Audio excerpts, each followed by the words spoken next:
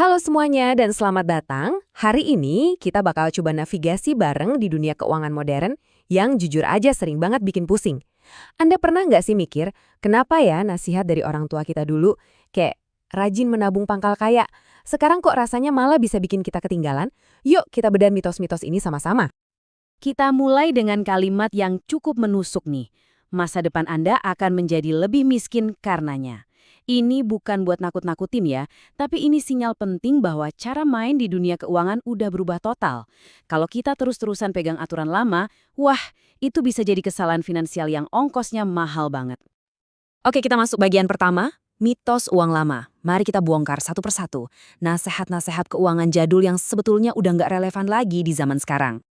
Coba lihat dua nasehat paling klasik ini. Pertama, simpan uang di bank. Dulu kedengarannya aman ya. Sekarang, itu artinya Anda dijamin rugi.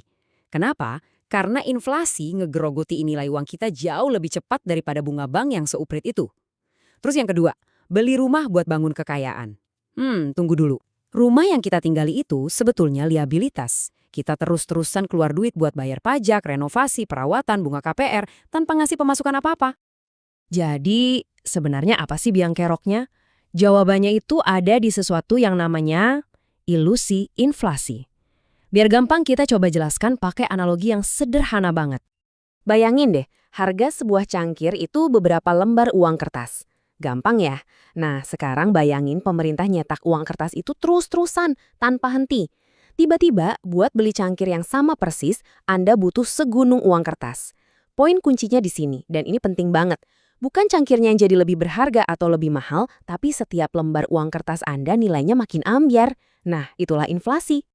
Nah, karena nilai uang tunai kita terus turun, artinya kita harus berinvestasi kan?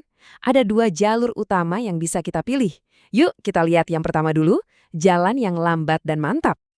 Kenalan dulu sama S&P 500. Anggap aja ini kayak tim all-star dari ekonomi Amerika. Isinya 500 perusahaan raksasa. Jadi kalau kita investasi di sini, kita nggak cuma bertaruh pada satu perusahaan, tapi pada kesehatan dan pertumbuhan ekonomi terbesar di dunia secara keseluruhan. Ini strategi andalan buat investasi jangka panjang yang lebih pasif. Jadi untungnya gimana? Secara sejarah, S&P 500 itu ngasih imbal hasil rata-rata tahunan sekitar 10%. Solid banget kan? Tapi tentu ada risikonya. Selama bear market atau pas pasar lagi lesu, investasi Anda bisa anjlok rata-rata 25%. Makanya ini disebut lari maraton, bukan lari sprint. Butuh kesabaran ekstra. Sekarang kita pindah ke jalur kedua yang beda banget. Kalau S&P 500 tadi itu maraton, yang ini tuh kayak balapan F1 di jalur cepat. Jalan kripto. Selamat datang di dunianya Bitcoin. Ini bukan saham perusahaan ya, ini adalah sebuah jaringan teknologi. Nilainya itu didasarkan pada seberapa banyak orang mengadopsi dan menggunakannya. Mirip-miriplah sama cara internet atau media sosial tumbuh besar. Performanya secara historis itu luar biasa, nggak ada tandingannya, makanya ini jadi aset yang nggak bisa kita cuekin gitu aja.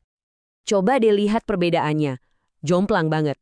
Imbal hasil tahunan rata-rata Bitcoin bisa lebih dari 100%.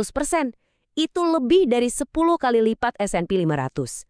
Tapi resikonya, penurunannya pas bear market itu bisa sampai 70% loh. Gila kan?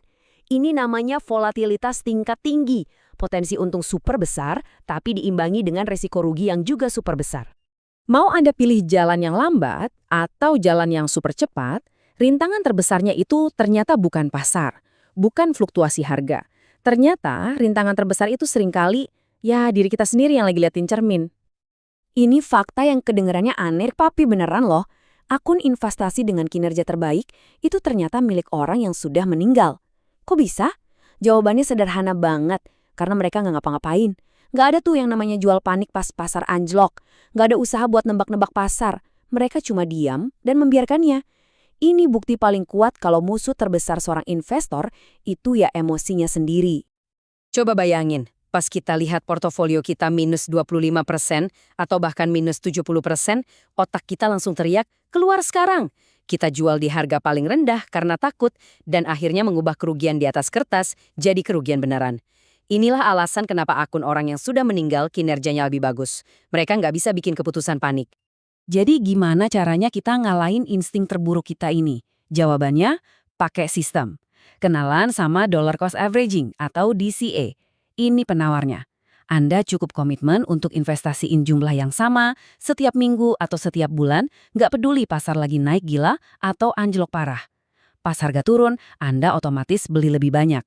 Pas harga naik, Anda beli lebih sedikit. Ini cara jitu buat ngakalin emosi dan bikin kita disiplin. Nah, sekarang kita sampai ke nasihat yang paling praktis dari semuanya. Apa sih investasi pertama terbaik yang bisa kita lakuin, apalagi kalau modalnya masih terbatas? Jawabannya mungkin bakal bikin Anda kaget. Coba deh pikirin ini. Kalau Anda investasi $1.000, terus untung 10%, itu kan cuma $100. Pertanyaannya, apakah $100 itu bisa mengubah hidup Anda? Kemungkinan besar enggak kan? Artinya, waktu modal Anda masih kecil, fokus Anda seharusnya bukan ke persentase keuntungan, tapi ke hal lain yang jauh lebih penting. Investasi terbaik yang bisa Anda lakukan dengan $1.000 pertama Anda adalah ke diri Anda sendiri. Betul, ke diri sendiri. Pakai uang itu buat ikut kursus, beli buku, atau datang ke seminar yang bisa naikin potensi penghasilan Anda. Mengubah $1.000 jadi $1.100 itu bagus, tapi menggunakan $1.000 buat belajar skill baru yang bisa ngasih Anda tambahan $10.000 setahun, nah itu baru game changer.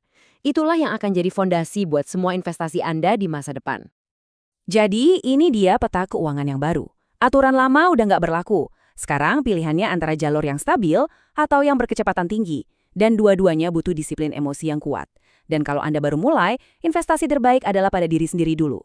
Sekarang pertanyaannya kembali ke Anda. Dengan peta baru ini di tangan, jalan mana yang akan Anda pilih?